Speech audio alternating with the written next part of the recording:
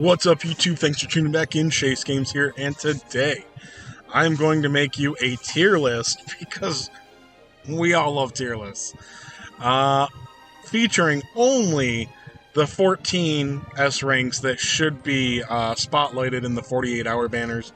Obviously, this is assuming we get the 48-hour banners and that they are unchanged. This doesn't seem like something they would skip, though, and also, they don't change things. So, I guess the only thing, like, you could take, like, maybe the best one or two units would be taken off. Like, that would be the biggest change.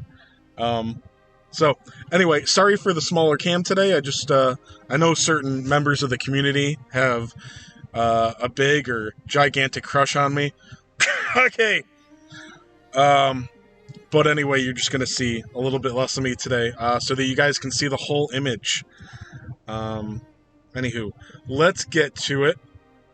Now, there's a couple of these units I haven't really played with, but it's Chase Games, so I'm going to pretend that I'm still in authority. Let's start off left to right here. Oh, by the way, the thing, instead of doing S down to whatever, these banners are limited to 5 pulls. Guaranteed, the second and fifth stamp guarantee an S rank, not necessarily one of the spotlights. Each banner has 2 spotlights. But I figured, why not make it a how many times you should pull on their spotlight? Although this is not actually my advice on how many times to pull on each banner. You pretty much want to decide between 2 and 5. You're going to have to plan things out beforehand because there's a lot of stones involved here. So if you've got like 30,000 gems, you're going to want to know beforehand which banners you want to throw 2 or 5 scouts on. Now you're going to get the most S ranks from putting, like, you know, say 2 on as many of you as you can. But say, you know, there's a banner with Sorrow and a Stark on it. That should be the first one. If you definitely want, like, as many copies of them as possible, do 5. If there's one that you don't care about, say Terry and Vera, maybe you want to do that. You know, say you've got like exactly 45,000 gems. Well, don't spend 6,000 on theirs. Spend 15,000 on a banner that you really want all the units on. So there's a little. You're gonna have to decide for yourself. There's a lot of options. Personally, I've always preached that the meta is always going to make a new unit every month, every other month. And thinking about it, I decided, before I was telling you guys that I'm going to spend all of my gems on Corvus. And now I realize you just can't collect even half the units in this game now if you go with that route. So honestly, I think I might be done chasing single units. So I'm going to put as much into the 48-hour banners as I can. But anyway, starting left to right, Thorn here. I have only used this guy a couple of times and on auto. He seems to have some AoE. I think he does Zam and Frizz damage. He's pretty good. He's slow, he's a caster. Honestly, I don't even remember his characteristics. I think I feel safe putting him at a 3. He's definitely not a 5. Maybe a 4. I don't recall who they paired him up with. I should probably be putting these guys together. But I'm just going to keep it to individual units. Sorry. Yeah, I think he's good, but, you know, I don't think he's something to chase for. I think maybe Gracos was with him. Gracos is the same thing. He's either a 2 or a 3. I'll go ahead and leave him as a 3. He's got a elemental, a crack breath attack with a chance to sleep. I don't remember what the chance is on it. I don't think it's often, but if it's often, that's pretty darn good. It's at least occasional. And it does good damage. Yeah, he's good. It's just not great. I don't think his awakenings do much. I think the first one is HP or MP regen, which is only, occasionally useful. So yeah, he's you should be happy to get him, but you can't chase guys like that in this game. Seraphi, just top tier. If you don't have Seraphi, you gotta put all the gems that you can into hers. Screw everything else. Okay, you want Seraphi. Now, spending 15,000 gems on her banner is not going to guarantee her, but it's a very good chance. Alright, old King Mortimer. Oh, by the way, Seraphi does come with Schleiman Tank. Let's do him next. I don't know a thing about Schleiman Tank. He might be better than I think. I've never used him. I don't have him on my account. I don't think he's bad. He probably belongs in 3. I think I've heard decent things, but he's probably just a 2. I would be interested in him only for collection purposes, but I already have my Seraphi at 3 hearts, so... By the way, if you already have Seraphi at 1 heart, dupes don't really... She shouldn't be taking hits in most strategies, so... more awakenings on her are definitely welcome, but I wouldn't chase them. If you already have Seraphi at 1 heart, leave it alone. Mine's at 3, and even though I don't have Schleiman Tank, I think I actually may just skip her banner. Alright. Old King Mortimer. I think this guy might be a 4. At least on this list. Yeah, I was very impressed with his damage. His first awakening gives him a wisdom buff every turn for the first 3 turns, I believe it is. But wisdom does not seem to buff spells the same way that straight attack does. I remember I had him after around the 1 year, and I don't recall his damage getting that much higher every turn, but it was very high. And he did crack and bang, I think. It was a very good caster. I think he might have had a damage reduction characteristic too. I can't recall, but I remember really liking him. I might be overgrading him just because I remember liking him, but OKM is a fantastic unit. And now a unit that will be a year old, or pretty close to it. S-Stark. I think S-Stark is still a 4. Now, if you're talking about Arena, he's a 1, okay? You can't use him in Arena. There's a lot of fights where he's just going to be slow, useless garbage, but, if you need some high type neutral damage, if you've got enemies grouped up together, especially if they're weak to Zam, God, if there's a giant boss battle with a Zam weakness, or even just Zam neutrality, a Stark is terrific. If he's going to take a lot of little hits in the fight, his characteristic will buff his attack once each time, so you generally don't have to worry about buffing his attack or keeping it up. He'll keep it up himself most times if he's taking hits. He is still plenty useful, alright? But yeah, he's a 4. He's a soft 4, I'll say that. Alright, Dual Magus. Dual Magus comes with Rap Thorn, I believe? Or... No, sorry, it's definitely Bones of Beramos. At least he did on JP. He is definitely a 5. I've got him at 1 awakening, and I've got the Bones unawakened, so I don't know... I do have most of these, so... I could use awakenings, but his skills, since they're martial, are only being buffed on awakens 3 and 5. And I believe they give a chance for hobbling when he uses martial attacks, which he lays down a field of damage, so him doing hobble is extra useful. I mean, hobble is occasionally pretty useful to have applied, but if they're in a damage field, it's far more useful. And I say occasionally because in Arena, A lot of units are still going to hit you if they're hobbled, and sometimes taking a hit from a unit is completely unacceptable. That's why I'd say it's only occasionally useful. Because you don't really care if you kill the unit if they kill one of yours first. That's just unacceptable. So anyway, I don't really care too much about his awakenings, but they are definitely welcome. And I think you only get a 5% boost on 3 and 5 as far as straight damage, if you don't consider the potential of hobbling them on a damage tile.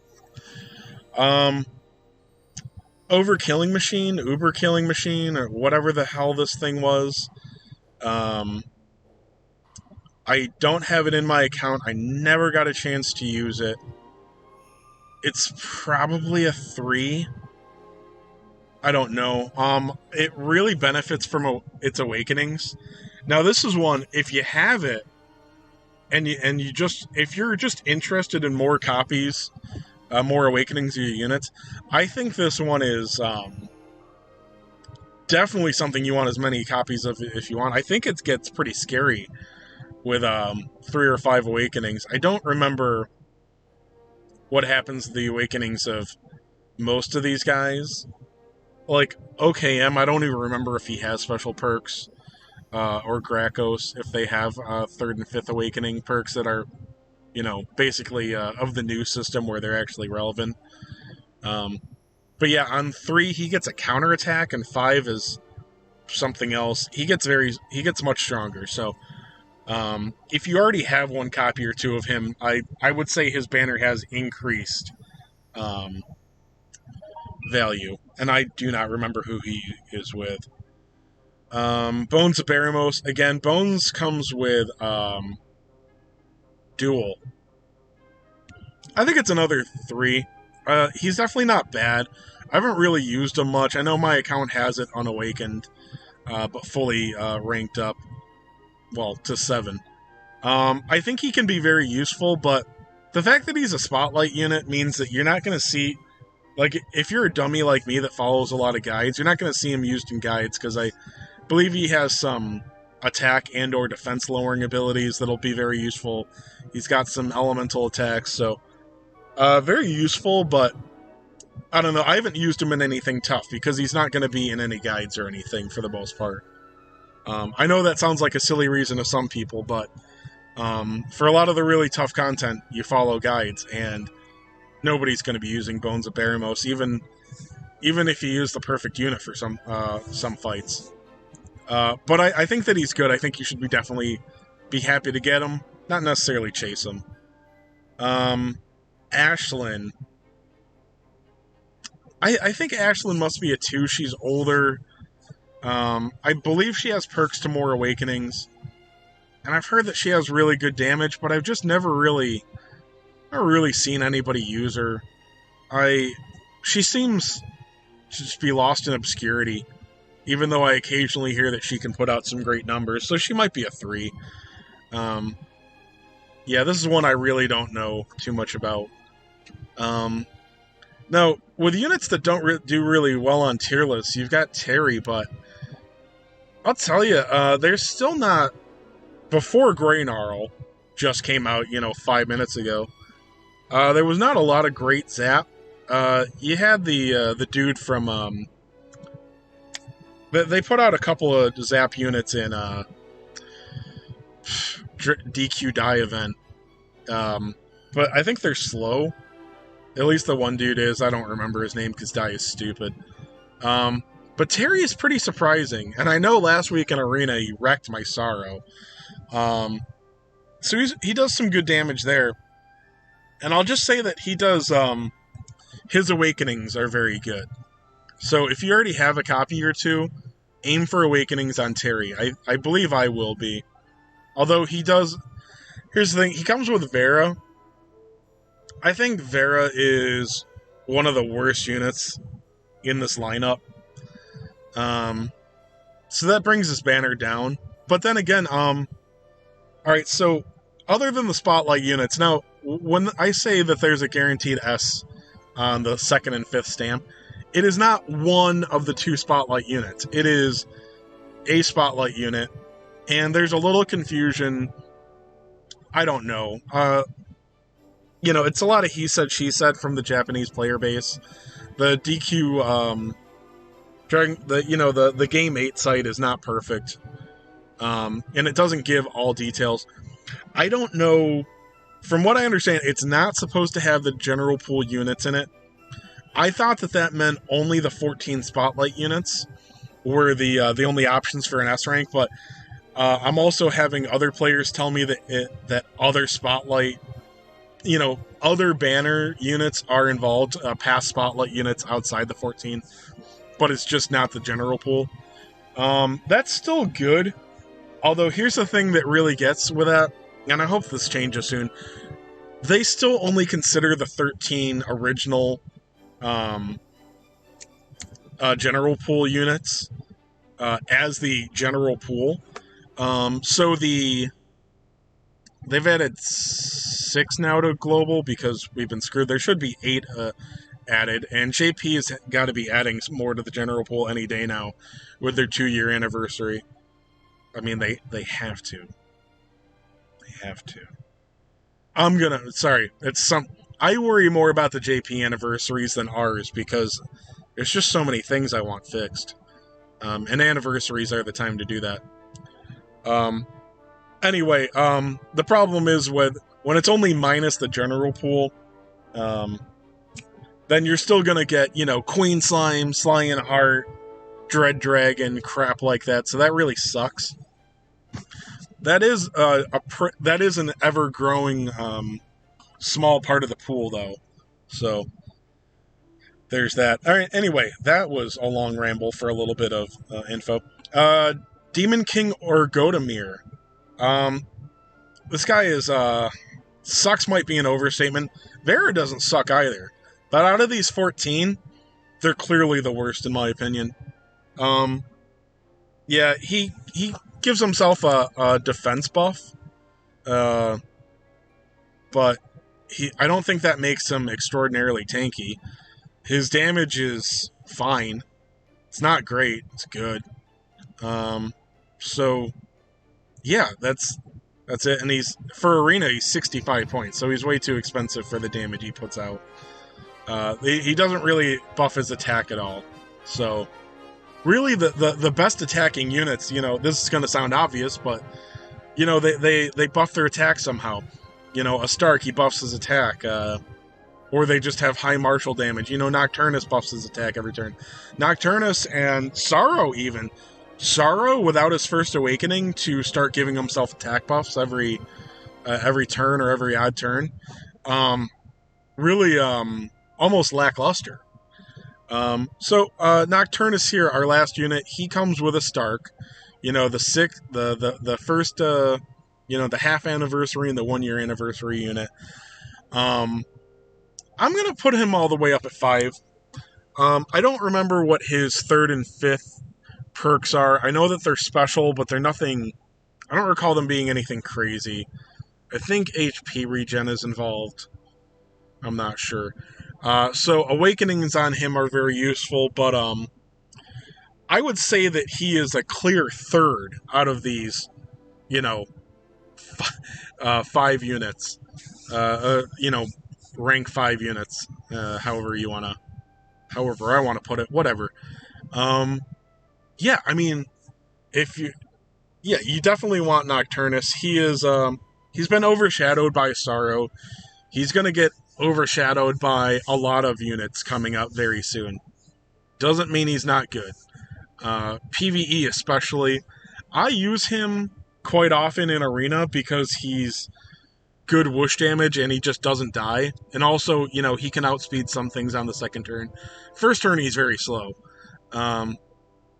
So anyway, he's probably going to be off my Arena team very soon, but for right now, he's pretty good. And he's great in PvE. And he lowers defense, which is always nice. On some of the tougher, longer fights, I'll actually run out of MP if defense lowers don't land often enough. So him doing great damage while lowering defense type neutrally, fantastic. So anyway, now that I've made this video, I made this about 8 p.m. Central Time on my time zone. It'll probably be uploaded around midnight for you guys because mobile Wi-Fi sucks. But honestly, hours after you watch this, we should, assuming we're going to get these when the event launches, and we do get them, we'll probably get information about them Tuesday night. So Tuesday the 5th at 8 or 10 o'clock East Coast time. I don't know. I forget. I think it's 8 o'clock East Coast time they usually put news out, or maybe it's a couple hours later, or maybe they won't do it at all. Who knows? Anyway, when you watch this, like on Tuesday, expect in-game info on the 48-hour banners. I really think we're going to get it. And I only say that to mock myself because they'll probably change something.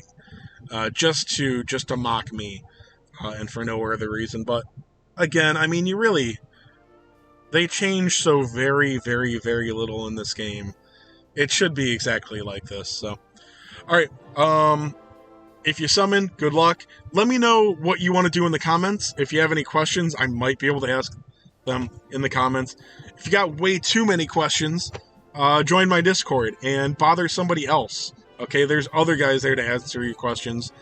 No, I'm teasing. I actually enjoy answering questions most of the time. Like, it's not the same old.